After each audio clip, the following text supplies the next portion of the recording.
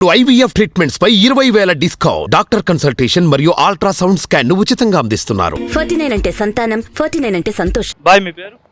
షేక్ మొహమ్మద్ గారు. బాయ్ రీసెంట్గా ఎలక్షన్స్ జరిగాయి కదా, బాగా ఎలక్షన్లో పోలింగ్ ఎక్కువ జరిగింది, అంటే ఎక్కువ మంది ప్రజలు చోట్లేయడం జరిగింది కదా, దేనికి సంకేతం? ఎందుకు ఎంతమంది పబ్లిక్ వచ్చి ఓటేశారంటే ఏం చెప్తారు? సంక్షేమ పథకాలు వచ్చినాయి కాబట్టి దాన్ని ఇంకా అభివృద్ధి చేసుకోవడానికి ఎక్కువ ఓటింగ్ జరిగిందని నేను అనుకుంటున్నాను.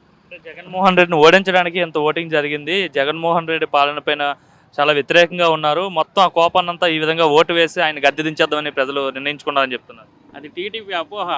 జగన్ని గెలిపించడానికి వచ్చి ఓటేసినారు.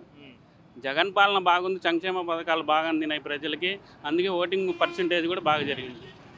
పిఠాపురంలో కూడా బాగా ఎక్కువ పోలింగ్ జరిగింది, అక్కడ కూడా ఎక్కువ అత్యధికంగా పోలింగ్ నమోదైంది కదా, సో అక్కడ పోలింగ్ ఎక్కువ నమోదు అవడం ఎవరికి అడ్వాంటేజ్? పవన్ కళ్యాణ్కి అడ్వాంటేజా, వంగ గీతకి అడ్వాంటేజా?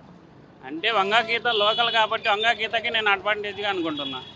అంటే మరి పవన్ కళ్యాణ్ భారీ మెజార్టీతో అక్కడికి వెళ్ళబోతున్నాడు అని చెప్తున్నారు, రికార్డులు చరిత్ర సృష్టించబోతున్నాడు అని చెప్తున్నారు. అంటే ఎవరి అభిప్రాయం వాళ్ళకు ఉంటుంది.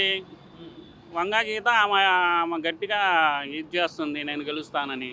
అక్కడ గెలుతుంది, మహిళ కదా, ఒక సాధారణమైన మహిళ, ఆమె గెలుస్తుంది. ఎందుకు గెలవద్దు? ఆమె చేసిన సంక్షేమ పథకాలు కూడా అలాగే ఉన్నాయి. అక్కడ లోకల్గా అన్నిటికీ అందుబాటులో ఉంటుంది, అందుబాటులో ఉండి అందరు పనులు చేస్తానని టాకింగ్ అక్కడ.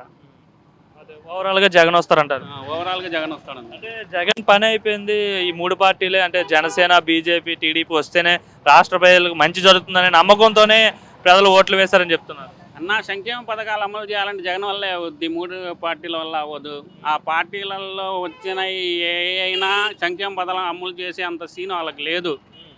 ఎందుకంటే వాళ్ళ మేనిఫెస్టో కూడా అమలు కాని మేనిఫెస్టో.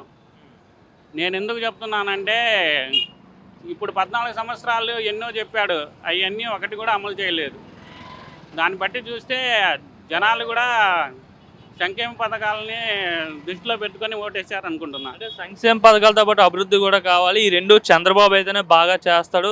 ఆ మేనిఫెస్టో కూడా బాగా పెట్టాడు. సంక్షేమ పథకాలకు సంబంధించి అమ్మఒడి ఎంతమంది ఉంటే అంతమందికి ఇస్తా అంటున్నాడు, బస్ ఛార్జీలు ఫ్రీ అంటున్నాడు, ఆ గ్యాస్ సిలిండర్లు ఫ్రీగా ఇస్తా అంటున్నాడు 3. ఇట్లా ఈ పథకాలన్నీ చూసి చంద్రబాబు ఓటేయరా మరి?